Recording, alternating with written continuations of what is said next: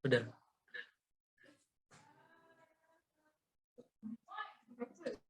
Iyo, pakai. Yo, Pakai baju India. Oh ya. Bebas. Bebas.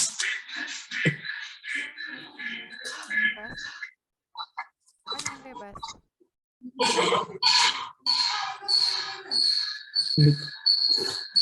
Tapi kan itu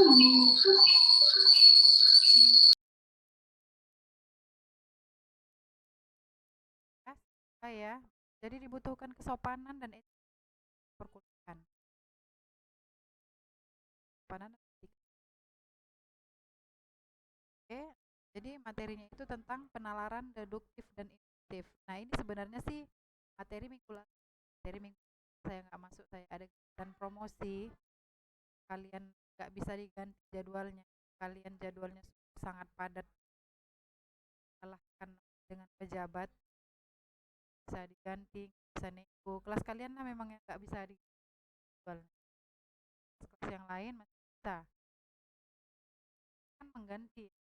Saya juga tidak hadir dalam kegiatan promosi, bukan kegiatan jalan-jalan atau hunting, acara keluarga atau arisan. Tahu dari sini ke depan memang kelas kalian jadi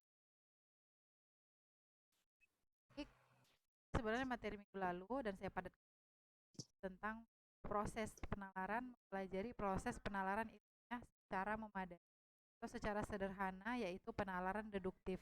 Nah, penalaran deduktif ini gunakan misalnya teknik karya pola proposal. Sebentar ya. Ya, Bu. Ngomong apa-apa, Bu.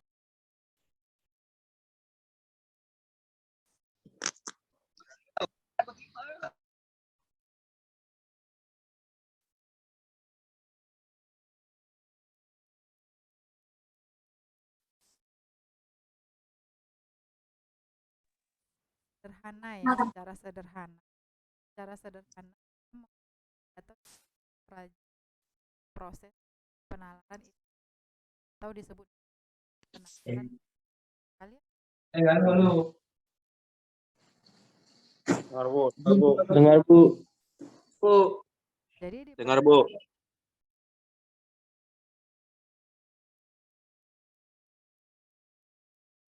penalaran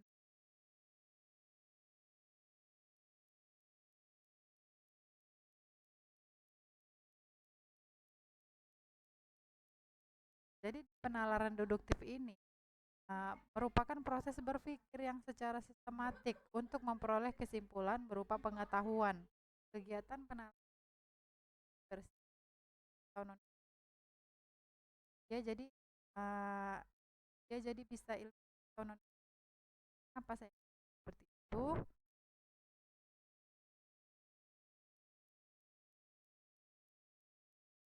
Karena dari Jabar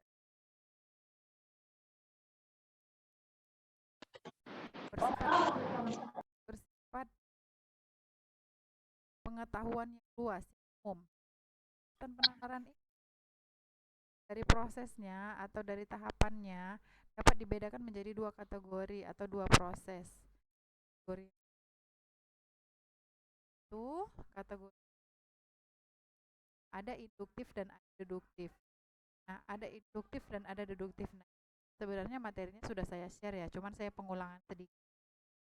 Oke, nah jadi apa deduktif itu, Bu? Nah, jadi deduktif itu proses berpikir yang diambil dari sebuah peristiwa umum. Proses berpikir sebuah peristiwa umum. Kebenarannya telah diketahui atau diyakini. Artinya apa? Artinya tidak hoax ya. Tidak hoax, tidak bohong. Benarlah pernyataan itu.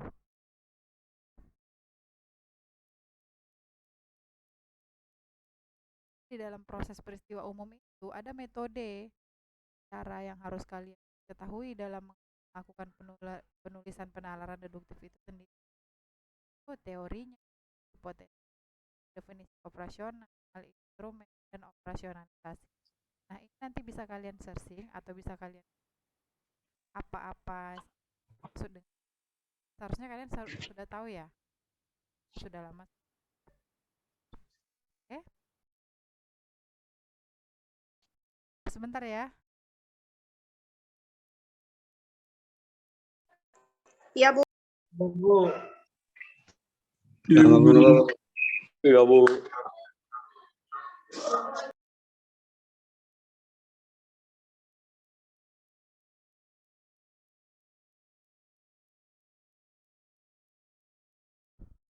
Oke, saya lanjutkan. Tadi metode awali dengan teori operasi, harus kalian ketahui konsepnya bagaimana dalam penalaran deduktif ini.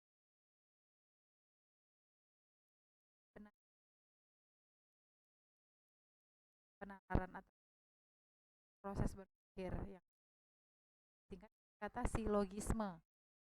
Silogisme sendiri pasti kok kita proses penarikan kesimpulan secara atau berpikir disusun atas dua pernyataan. Kenyataan yang pertama itu melalui pernyataan, dan kenyataan yang kedua itu melalui konklusi. Jadi kesimpulan itu namanya silogisme ya. Kalau di penalaran apa? Penalaran deduktif, Bu. Deduktif. Nah, ini maksud dari silogisme. Maksud dari silogisme telah dikatakan sebelumnya bahwa silogisme itu disusun oleh pernyataan dan simpulan atau proposisi dan konklusi. Di dalam proposisi atau ungkapan yang dapat dipercaya terdapat dua buah premis, yaitu premis mayor. Premis mayor itu umum dan premis minor itu premis khusus ya. Jenis-jenisnya itu apa saja? Yaitu silogisme itu jenisnya ada 4. Yang pertama itu ada silogisme kategori, silogisme hipotesis, silogisme alternatif, dan yang terakhir itu sentimen. Nah, sentimen itu sendiri nanti akan dan ini yang keempat ini, 4 jenis silogisme akan kita bahas kupas tuntas secara satu persatu. Oke? Nah, ya rumus premis mayornya. Rio, mohon perhatikan saya. Iya, Bu. Nah, ini rumus premis mayornya. Premis minor. Saya minta waktunya sebentar aja kok kuliahnya, nggak lama-lama. Saya yakin kalian orang yang sibuk dan orang yang banyak kegiatan. Dimohon perhatian sebentar aja. Ibaratnya gini loh, kayak anak usia dini. Anak usia dini itu perhatiannya nggak lama-lama. 5 menit dia konsentrasi, selebihnya dia lebih main. Jadi kalian mau disamakan sama anak usia dini atau tidak? Tidak, Bu. Iya. Tidak, Bu. Tidak ya kan Arjuna. Jadi kan ini kelas orang dewasa ya, kelas orang dewasa, bukan kelas anak PAUD lagi. Jadi saya minta perhatian sebentar. Nah, jadi rumusnya itu mayor dan minor, bukan MY ya, dan bukan bacanya bukan MY dan M. Mayor dan premis minor. Pernyataan akan sebuah kelompok tertentu yang di dalamnya terdapat sifat dan ciri tertentu.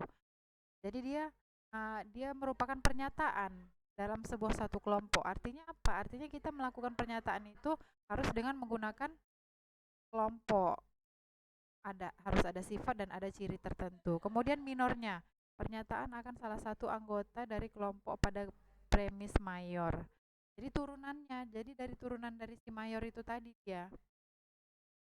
Kemudian kesimpulan. Nah, kesimpulan ini berisi tentang pernyataan yang menyatakan salah satu anggota kelompok memiliki kekhususan baik dari sifat dan pada kelompok tersebut.